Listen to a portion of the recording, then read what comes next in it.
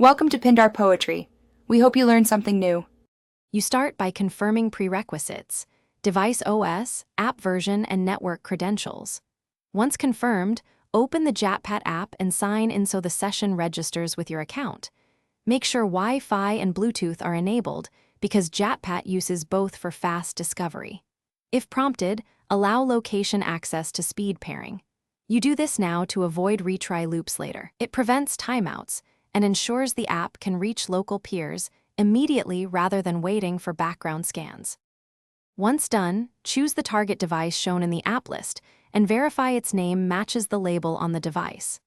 Tap Connect and promptly enter the network password or the two-step token.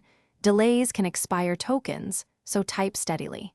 The app negotiates a secure channel using Bluetooth for discovery and Wi-Fi for data.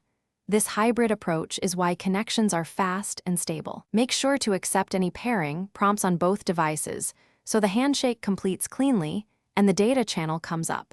To finish, verify the transfer or action completed in-app and check the device status indicator. Successful sessions show a green check or confirmation message.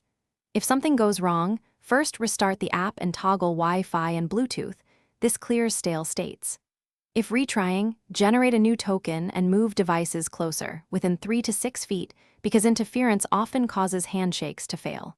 If problems persist, reboot both devices to reset network stacks before attempting the connection again. Thanks for watching. Consider subscribing if we helped you.